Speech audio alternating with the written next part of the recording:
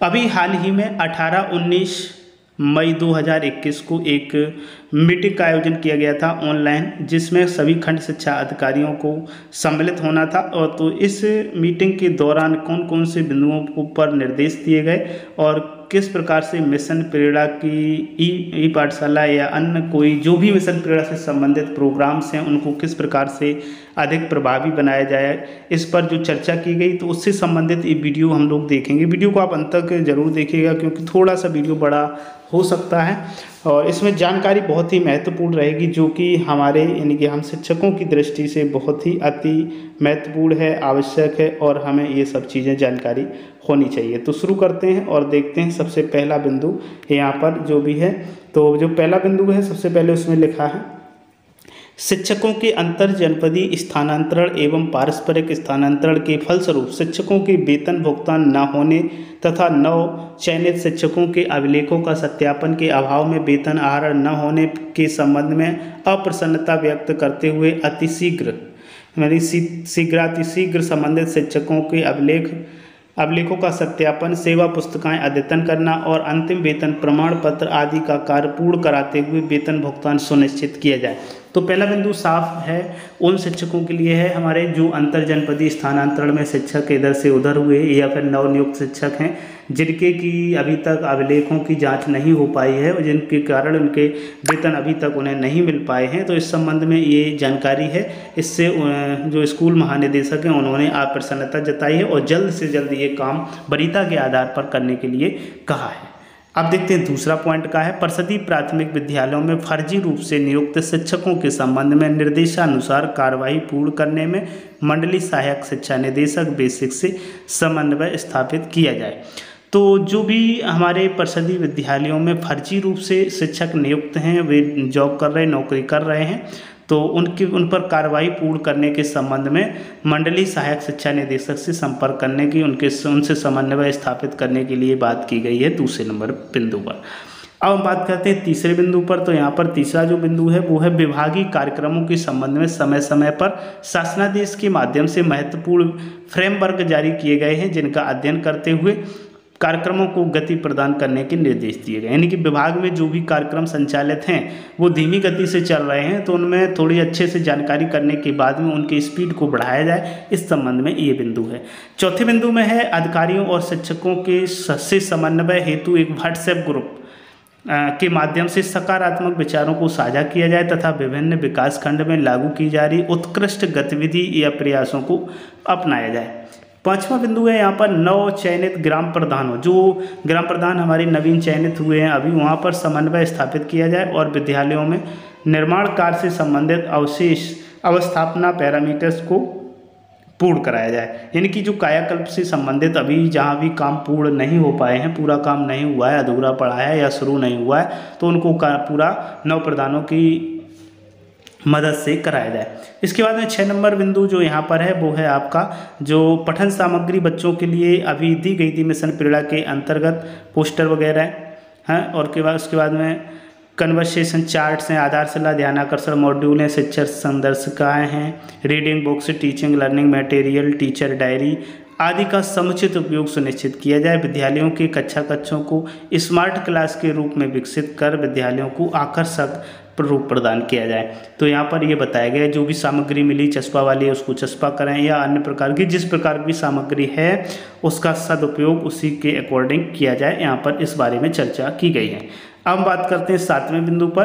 तो यहाँ पर जो विद्यालय खुलने पर विभिन्न जो छात्र छात्राएँ हैं उनके रेमेडियल टीचिंग के लिए सुनिश्चित व्यवस्था करवाई जाए, जिससे कि जो वो पिछड़े हुए थे उसको कवर करने का प्रयास किया जाए। 8वां बिंदु यहाँ पर आता है कि ग्राम पंचायत स्तर पर गठित की गई निगरानियाँ जो समिति हैं, प्रतिष्ठित नागरिक, अवकाश प्राप्त शिक्षक, नेहरू युवा केंद्र, अन्य स्वयंसेवी संस्थाओं से समन्वय स्थापित किया जाए।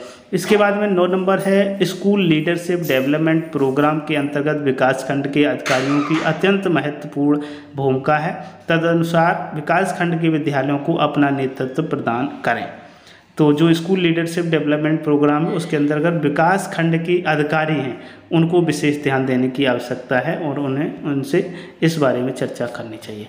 10वां बिंदु है कि जो हमारे प्रधानाध्यापक महोदय हैं जिनकी बैठकें महत्वपूर्ण होती रहती हैं उनका, और जो बैठकें हैं उनमें एजेंडा निर्धारित कर प्रस्तुतिकरण के माध्यम से चर्चा की जानी चाहिए और विद्यालयों में किए जा रहे अभिनव प्रयासों को भी साझा करने चाहिए। इसके लिए प्रधानाध्यापकों को अवसर प्रदान किया जाए जो वो बैठक में सम्मिलित होकर के अपनी बात को बता सकें, रख सकें।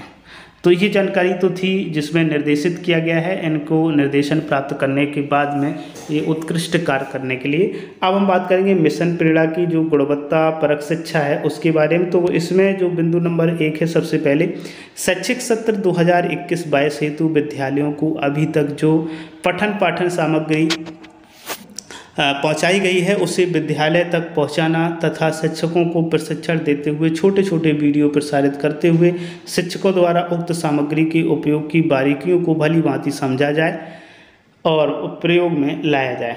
तो जो पहला बिंदु है उसको साफ किया गया है कि जो विद्यालयों के लिए छोटे छोटे वीडियोज बनाए जाएँ जो सामग्री दी गई है उससे संबंधित, और ये वीडियो शिक्षकों को प्रशिक्षण देते हुए छोटे छोटे वीडियो में दिए जाएं, प्रसारित किए जाएं, जिससे कि वो इससे बहुत कुछ जानकारी अर्जित कर अपने विद्यालय में लागू कर सकें। दूसरा पॉइंट यहाँ पर है कक्षों हेतु उपलब्ध कराई गई सामग्री जैसे प्रेरणा लक्ष्य है, प्रेरणा सूची है, तालिका है, अनिवार्यता चस्पा होनी चाहिए, इसे सुनिश्चित करना पड़ेगा और इसका अनुसरण भी किया जाए हर विद्यालय में। ये 15 दिवस के अंदर फीडबैक इसका चाहिए इनको, इन्होंने साफ साफ स्पष्ट किया है। नेक्स्ट बिंदु है यहीं पर अकादमिक प्रशिक्षण जो होते हैं वो कार्य योजना प्रस्तुत की गई है। इसका ब्लॉक स्तर पर निर्धारित समय सारणी के अनुसार प्रशिक्षण के दौरान पूर्ण व्यवस्था के साथ अवस्थापनाएं मास्टर ट्रेनर्स एवं प्रशिक्षार्थियों के लिए सुगम व्यवस्था सुनिश्चित की जाए।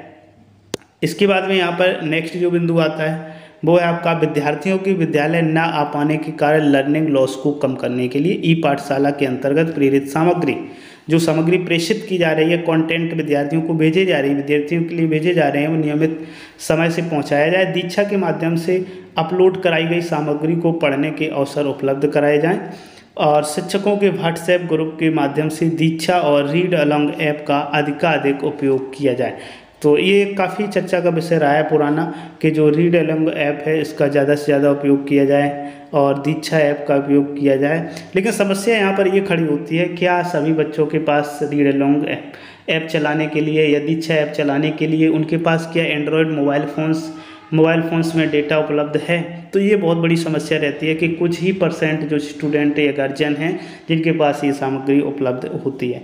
नेक्स्ट बिंदु है यहाँ पर कि व्हाट्सएप के माध्यम से प्रतिदिन प्रेषित की गई सामग्री विद्यालय स्तर तक व्हाट्सएप के माध्यम से पहुँचाया जाए और उसे अधिक से अधिक लाभार्थियों को जोड़ा जाए। विद्यालय के प्रत्येक शिक्षक 10 अभिभावकों को प्रेरित कर दीक्षा ऐप डाउनलोड कराएं और DLED के सभी छात्रों के लिए 25-25 अभिभावकों को प्रेरित करने हेतु निर्देशित किया गया है।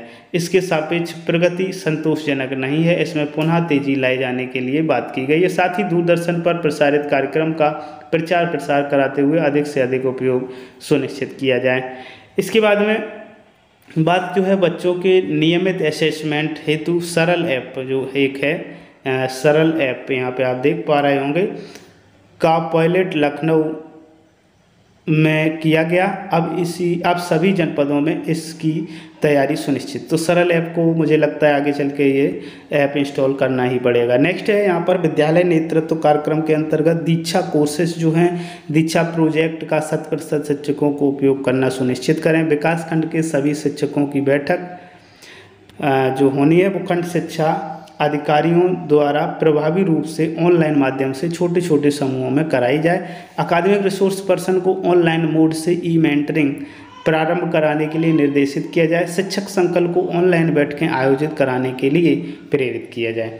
इसके बाद में यहाँ पर जो अंतिम बिंदु और है एक वो है साफ कि विद्यालय नेतृत्व विकास कार्यक्रम के संबंध में शिक्षकों और प्रधानाध्यापकों को एक्सपोजर विजिट कार्यक्रम के बारे में प्रचार प्रसार कराया जाए। विद्यालय के नेतृत्व कार्यक्रम के अंतर्गत खंड शिक्षा अधिकारियों के साथ संचालित मिशन मंगल, मेरा ब्लॉक मेरा अभियान और का प्रचार प्रसार करते हुए इसमें तेजी लाई जाए। तो ये जानकारी थी आपकी मिशन प्रेरणा से संबंधित। अब देखते हैं मानव संपदा से संबंधित कुछ महत्वपूर्ण जानकारी हैं जिससे कि समस्याएं उत्पन्न होती हैं। मानव संपदा पोर्टल पर अपलोड डेटा को ब्लॉक स्तर पर खंड शिक्षा अधिकारियों द्वारा स्वयं देखा जाए। उसके बाद में शिक्षकों के अधिष्ठान संबंधी अभिलेख सेवा पुस्तिकाएँ हैं, जैसे शैक्षिक विवरण है आदि पोर्टल पर अपडेट किया जाए तथा सभी नव चयनित शिक्षकों का विवरण मानव संपदा पोर्टल पर तत्काल अपलोड किया जाए। मतलब पहले वाला बिंदु जो कहता है वो कहता है कि जो भी अपलोडेड हैं उनको खंड शिक्षा अधिकारी स्वयं चेक करें, और उसके बाद में दूसरा बिंदु कहता है कि जो सेवा पुस्तिका है शैक्षणिक विवरण है वो पोर्टल पर अपडेट किया जाए सभी का, और इसके साथ ही जो नव शिक्षक हैं नवनियुक्त शिक्षक हैं उनका भी विवरण तत्काल अपलोड किया जाए। नेक्स्ट है शिक्षकों के अंतिम वेतन का प्रमाणीकरण ऑनलाइन किया जाए, जो अंतिम वेतन स्लिप है उसका प्रमाणीकरण भी ऑनलाइन किया जाए। इसके बाद में नेक्स्ट यहाँ पर बिंदु आता है आपका, वह शिक्षकों को विद्यालयों में कार्यभार ग्रहण कराने एवं कार्य मुक्त किए जाने की कार्रवाई मानव संपदा पोर्टल के माध्यम से की जाए। ये साफ लिखा है कि मानव संपदा के माध्यम से ही कार्यभार ग्रहण करना, कार्यभार वहाँ से रिमूव करना, कार्य मुक्त करना, ये भी करवाया जाए। शिक्षकों के अवकाश आवेदन की स्वीकृति ऑनलाइन प्रक्रिया के माध्यम से की जाए तथा CCL एवं चिकित्सीय अवकाश का लेखा ऑनलाइन रखा जाए। इसमें भी साफ है कि जो भी अवकाश लिए जाएंगे वो ऑनलाइन लिए जाएंगे और CCL और चिकित्सीय यानी कि मेडिकल अवकाश के ऑनलाइन लेखा रखे जाएं। नेक्स्ट है जिला शैक्षिक एवं सूचना प्रसार UDAS से संबंधित जो 2 बिंदु है यहाँ पर।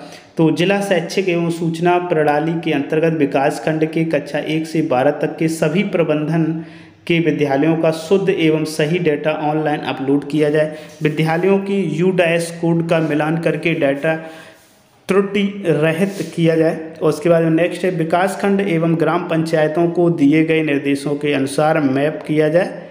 इसके साथ ही संकुल स्तर पर UDAS कोड आंकड़ों को चेक कराया जाए। नेक्स्ट यहाँ पर बिंदु देखते हैं तो विद्यालय के कायाकल्प से संबंधित है।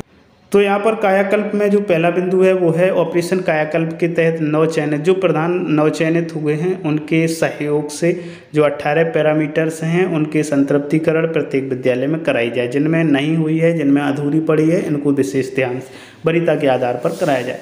जर्जर भवन जो हैं जर्जर भवन है, टूटे फूटे हैं या टूट फूट रहे हैं, उनकी नीलामी पूर्ण करने के लिए आवश्यक कार्रवाई सुनिश्चित की जाए। इसके बाद में पेयजल व्यवस्था हेतु जल मिशन जीवन मिशन के अंतर्गत कार्यदायी संस्था से समन्वय स्थापित करते हुए इसमें भी कार्य पूर्ण कराया जाए। मेरा विद्यालय स्वच्छ विद्यालय कैंपेन में जापानी